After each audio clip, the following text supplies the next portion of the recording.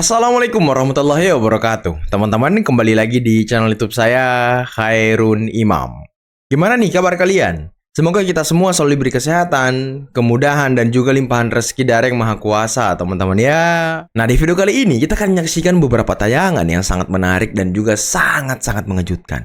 Di mana pengacara kondang kita, pengacara yang sangat terkenal naik daun karena kasus ijazah Pak Jokowi yang namanya Ahmad Khozinuddin. Sekaligus dia juga merupakan pengacara dari Roy Suryo dan juga para tersangka klaster pertama kembali tampil dan muncul ke publik dengan berbagai kontroversinya serta jejak rekam dia yang mungkin tidak cukup baik, teman-teman. Karena saya mendapatkan sebuah video di mana Khozinuddin diamuk oleh security, dibentak, dimarah-marahin. Mungkin karena mengganggu ketertiban kali ya. Dan lokasinya ini di Kejaksaan. Nah, ngapain dia di Kejaksaan? Apakah mau menghalangi P21 dari berkas perkara Roy Suryo?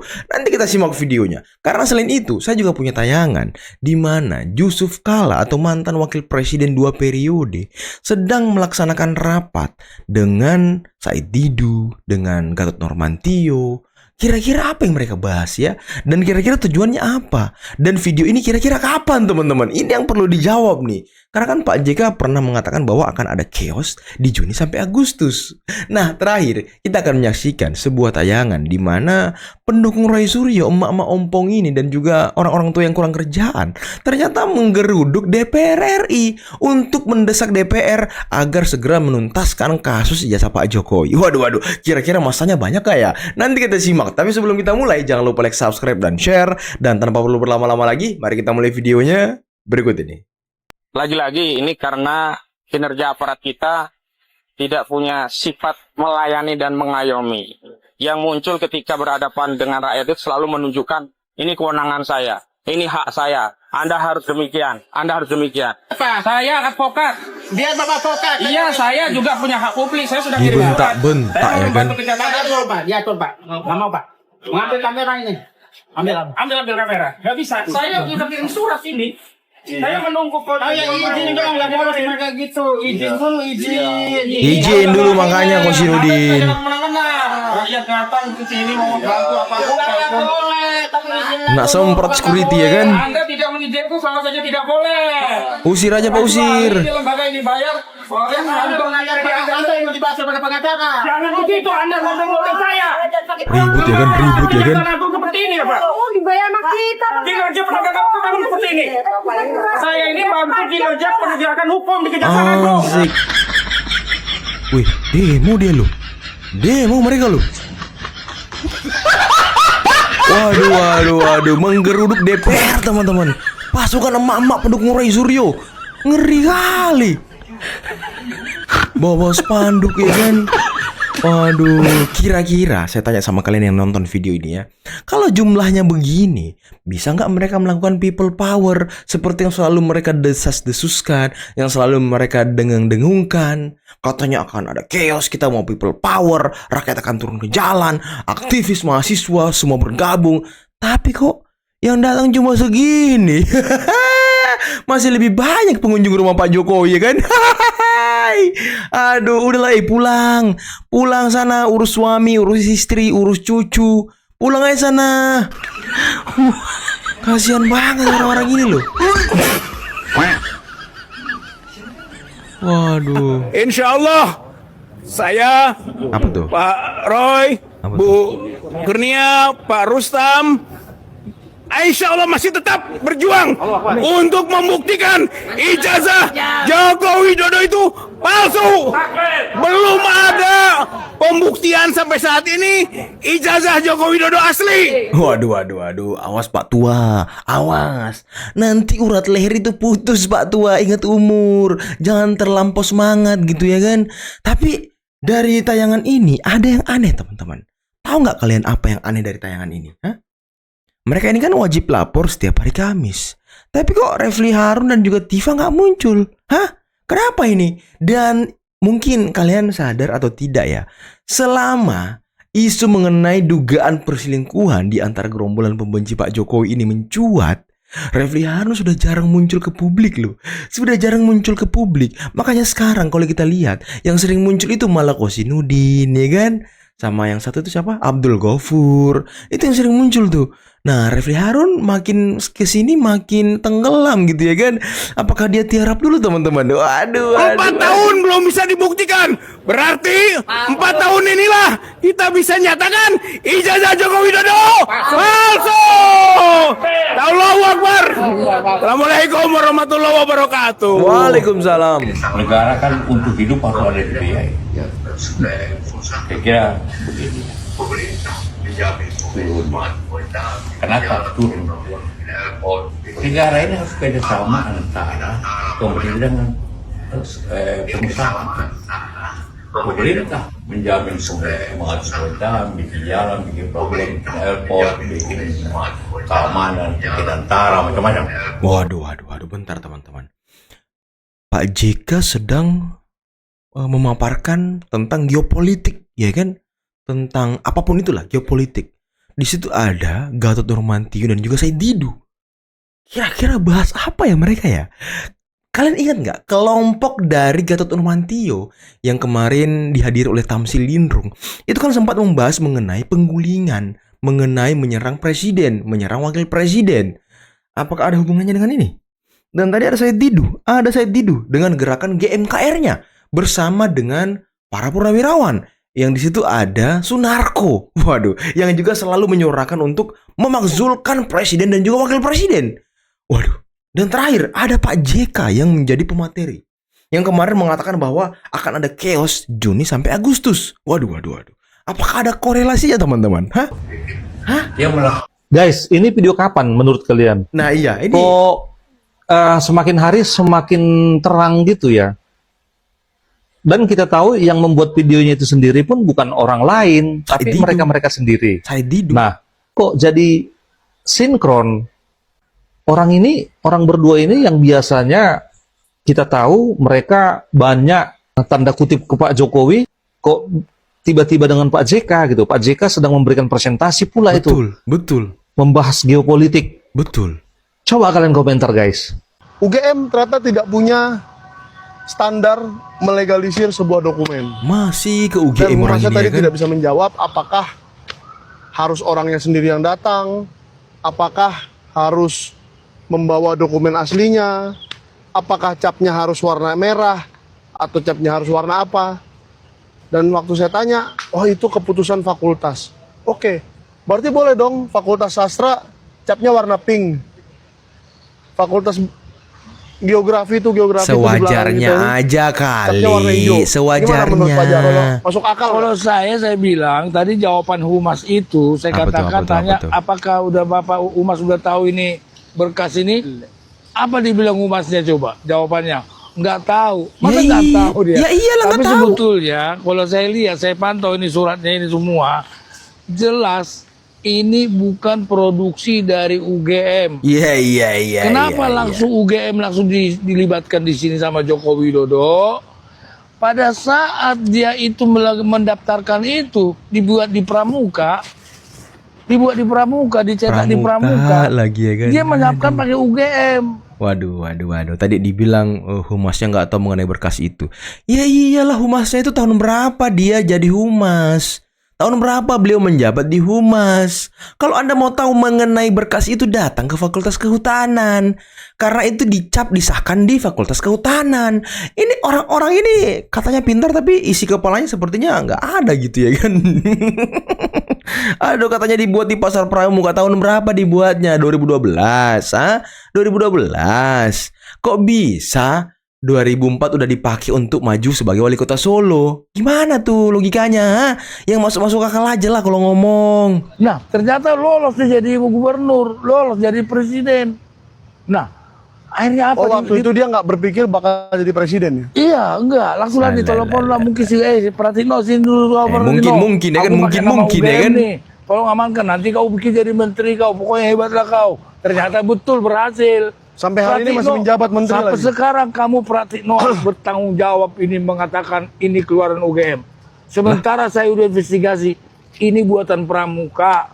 Lagi-lagi ibu ini, pengamat kok senang banget menyimpulkan sesuatu yang belum pasti. Boyo diverifikasi dulu kebenarannya sebelum dilempar ke publik. Jadi ibu ini tuh melempar isu bahwa Indonesia telah memberikan blanket overflight, izin bebas terbang bagi militer Amerika Serikat di langit Nusantara. Isu ini terdengar dramatis, seolah-olah Indonesia sudah membuka kedaulatannya tanpa batas. Tapi masalahnya Itu tidak benar. faktanya justru sebaliknya. Pemerintah melalui Kementerian Pertahanan Republik Indonesia menegaskan bahwa Indonesia overflight militer asing tidak pernah masuk dalam kesepakatan yang sedang dibahas antara Indonesia dengan Amerika. Tidak ada persetujuan, tidak ada lampu hijau, dan tidak ada perubahan kebijakan yang mengarah ke sana. Yang ada hanyalah proposal yang masih dikaji, dan itu pun tidak diakomodir dalam perjanjian. Yang sebenarnya terjadi adalah Indonesia memang sedang memperkuat kerjasama pertahanan dengan Amerika melalui skema Major Defense Cooperation Program yang dibahas di Pentagon. Fokusnya jelas, transfer teknologi militer, peningkatan kapasitas prajurit, dan modernisasi sistem pertahanan. Ini langkah strategis yang rasional di tengah memanasnya rivalitas global,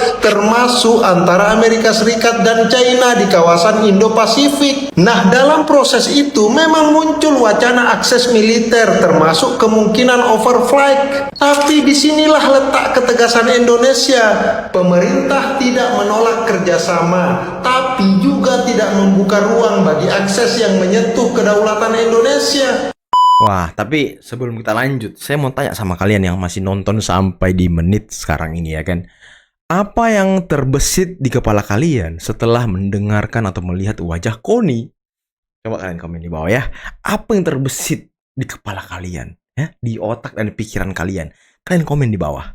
Resiko dianggap berpihak, potensi terseret konflik, hingga ancaman terhadap kontrol wilayah udara menjadi pertimbangan serius. Hasil akhirnya tegas, kerjasama jalan, tapi akses strategis tidak diberikan. Jadi kalau ibu ini bilang Indonesia sudah menyerahkan langitnya, itu keliru. Justru yang terjadi adalah Indonesia memainkan posisi yang presisi, mengambil manfaat maksimal dari kerjasama global tanpa kehilangan kendali atas wilayahnya sendiri. Ini jelas bukan sikap abu-abu, ini kalkulasi geopolitik yang matang. Kita tidak menutup diri, tapi juga tidak memberi cek kosong. Nah, masalahnya ibu ini sering melempar cek kosong tanpa memverifikasi ini benar apa enggak. Repot kan? Thank you. JK selama beberapa minggu terakhir ini, Pak, Bu, Mbak, Dek, ya, itu memang berulang kali bicara tentang banyak hal, ya, dan itu menimbulkan keramaian di sana sini. Maksudnya apa nih Bang? Artinya Pak JK sendiri yang kemudian... Saya kasih contoh, ya, tiba-tiba saja all of a sudden dia bilang tentang kemungkinan chaos pada bulan Agustus. Ya, dia tidak menyampaikannya langsung. Itu pernyataan Pak JK di mana Bang? Di Said Didu. Oh, oke. Itu pernyataan Said Didu, bukan pernyataan langsung Pak JK. Iya. Iya, saya Pak JK ketika diwawancara juga nyebut itu kok. Ada kok videonya. Iya nggak sih? Ada kan beredar? Nanti kalau saya nggak salah ya. Ada beberapa catatan yang harus saya sampaikan hari ini buat Anda. Karena kenapa? YouTube yang Anda beberapa hari ini, saya menemukan bahwa Anda punya mens rea untuk membenturkan sesama antar umat. Ini kami sedang mempertimbangkan untuk melihat gerakan Anda nih. Serius, saya akan sampaikan di sini bahwa podcast Anda kemarin yang menyatakan bahwa Pak JK apa namanya itu orang Kristen diperintahkan untuk membunuh orang Islam. Itu ada di Anda sedang memotong ceramah JK di tanggal 5 tanggal 5 Maret di UGM yang video ceramahnya itu 1 jam dan Anda hanya cutting beberapa dan kemudian itu jadi viral. Saya sedang menduga bahwa Anda sedang saya mau bilang bahwa Ade Armando, saya adalah orang yang lahir dari konflik Ambon. Saya orang Ambon. Sehingga ketika Anda membakar situasi ini dan membangkitkan memori kelam itu, sehingga saya menduga Anda sedang punya niat jahat untuk membangkitkan dua anak bangsa yang antar umat ini untuk saling gontok-gontokan. Ini juga salah satu pengacara yang kurang ngerti konteks ya, sama seperti Roy Suryo. Apakah sekarang pertanyaannya, apakah Cokro TV yang memotong video dari Pak JK? Kan itu pertanyaannya. Apakah Cokro TV yang memotong video dari Pak JK? Video ceramah Pak JK?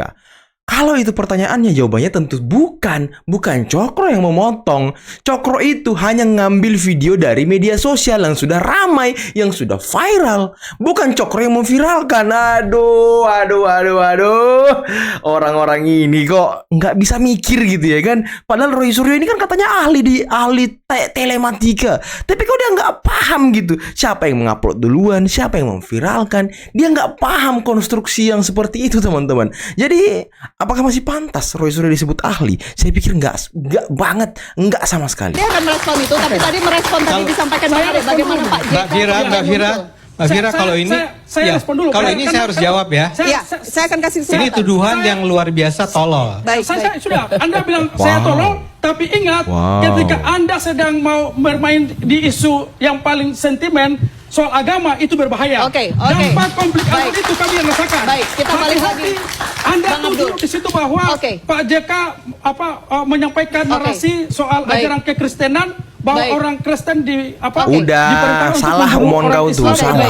Anda sedang tolong respon dulu tadi disampaikan Bang Ade. Enggak, saya belum selesai bukan? Sebentar. Yang tadi soal Pak JK muncul banyak kemudian. Ya, udah terlalu banyak. Ini terus dikasih waktu ya kan, orang mau menjawab tuduhan dia tadi ini. Ujuk muncul. Ya memang dia tidak tahu menahu soal ini, dia tidak terlibat. Pak JK sedang sibuk, waktunya habis untuk agenda misi kemanusiaan. Dia diundang pada saat perang Iran, dubes Iran datang. Terus dikunjungi oleh beberapa dubes. Terus dia diundang ke Malaysia, ke Thailand, beberapa negara untuk bicara tentang perdamaian dan kemanusiaan. Tiba-tiba Rismon yang katanya tadi di tanggal 29 muncul nama Pak JK bahwa JK adalah pejabat elit di balik gerakan Mas Suryo dan kawan-kawan. Nah, harusnya kita bertanya kepada Rismon atau siapa di balik ini yang mengaitkan Pak JK namanya. Ya wajar dong. Dia sebagai tokoh bangsa, negarawan yang tidak tahu menahu, lalu tiba-tiba dituduh mendanai gerakan ini. Ini kan soal reputasi. Beliau sedang aktif menggalang kekuatan global untuk bagaimana soal bicara tentang perdamaian. Pak, itu hoax, Pak. Itu hoax. Hoax yang mana nih? Rismon itu hoax. Nah, ini ada fakta peristiwanya seperti ini. Kalau itu hoax, kenapa Rismon tidak membantah sebelum dia ketemu dengan Andi Aswan? Jangan bilang bahwa sebenarnya simpel saja untuk menyelesaikan kasus persoalan ijazah Pak Jokowi ini. Selesaikan dulu pendananya. Orang akan menyimpulkan bahwa video yang viral di tanggal 29 sampai sebelum pertemuan Rismon dengan Andi Aswan ini akan mengerahkan nama Pak JK. Anda percaya itu benar bahwa Rismon pernah bicara begitu? Rismon bicara yang soal ketemu dengan Andi Aswan itu saya percaya itu benar. Yang dia bilang bahwa Pak JK memberikan uang sekian miliar kepada Pak Roy. Ini kalau Bung Ade paham, saya tidak usah mengajari Bung Ade bagaimana menghubungkan Anda. Anda percaya? Saya mau tanya, Anda percaya? Dulu. Ini kan ada omongan nih. Rismon bilang bahwa selesaikan dulu pendananya, sementara video sebelumnya dia kita tidak harus bantah. selesaikan dulu segmen ini, kami akan kembali. Waduh. Saya pikir pengacara itu pinter ya. Saya pikir pengacara itu cerdas yang tadi ya. Dan juga saya pikir orang yang selama ini ngaku-ngaku sebagai pakar telematik itu cerdas. Rupanya jauh dari ekspektasi, teman-teman. Jauh sekali gitu ya kan. Apalagi tuduhan dia tadi terhadap Cokro. Katanya Cokro yang memviralkan, Cokro yang meramaikan. Aduh. Setahu saya, Cokro itu ngambil source videonya dari media sosial TokTok. Kenapa dia ambil potongan video itu? Ya karena sudah viral di TokTok. Makanya dia ambil kemudian dibahas di Cokro TV. Bener nggak video itu konteksnya seperti itu? Itu intinya. Kok mereka ini ya mengarahkan busur-busur panahnya kepada Cokro TV terhadap kasus dugaan penistaan agama yang dilakukan oleh Pak JK yang sudah dilaporkan ke polisi tentunya oleh 19 lembaga ataupun 19 organisasi. Nah, saya pikir ya memang ini harus dituntaskan di meja hijau juga, sama seperti kasusnya Rismon terkait dengan video AI itu. Jadi biarkan dua kasus ini berjalan, biar di pengadilan dijelaskan dan juga mengklarifikasi, atau di tahap penyelidikan kan bisa diklarifikasi, teman-teman. Tapi ya mengenai tuduhan terhadap Cokro itu sebuah pemikiran yang pendek yang dasarnya itu adalah kebencian, teman-teman.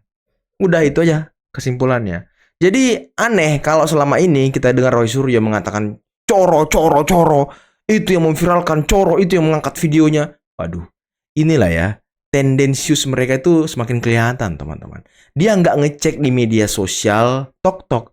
Kapan di tok-tok diupload, kapan Cokro ngupload. Itu kan nanti bisa kelihatan siapa yang duluan mengupload dan siapa yang duluan memviralkan. Tapi kalau saya lihat, kalau saya menelusuri video-video ini, yang pertama kali viral itu ya di tok-tok, teman-teman. Kemudian dari tok-tok ini diambil oleh para konten-konten kreator untuk membahasnya. Bener nggak Pak JK ngomong seperti ini? Kan begitu konstruksinya. Tapi orang-orang ini yang katanya cerdas, nggak nyampe otaknya rupanya. Nggak nyampe. Cuma sebatas ya gitu doang. Cuma gimana pertanyaan saya tadi mengenai Refly Harun dan juga Tifa? Masuk akal nggak?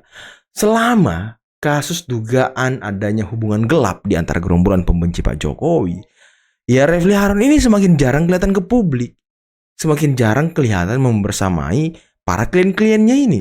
Biasanya kan dia rajin tuh, ketemu rajin konferensi pers sambil bawa mic. Sekarang udah jarang loh. Nah hari ini kan Tifa juga harusnya dia wajib lapor, cuma kok dia nggak datang. Apakah dia datang besok atau seperti apa, kita nggak tahu, teman-teman. Dan mengenai SP3 Rismon, sepertinya Roy Suryo makin kepanasan ya.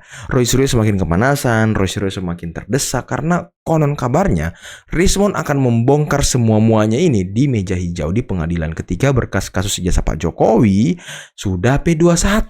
Nah ini menarik nih. Nanti pertempurannya di pengadilan, teman-teman, di sidang. Nanti kita lihat seperti apa pengakuan Rismon. Semoga dia punya data. Kalau enggak ya buang aja dia ke laut, ya kan? Dan ya kalau nggak dibuang ke laut, ya nanti dia jadi tersangka lagi kok di kasus dugaan ijazah palsu Yamaguchi. Dan ini yang kita tunggu, teman-teman. Oke, mungkin cukup sekali video kali ini. Jangan lupa like, subscribe, dan share videonya. Akhir kata, billahi taufiqul hidayah. Assalamualaikum warahmatullahi wabarakatuh. Bye-bye.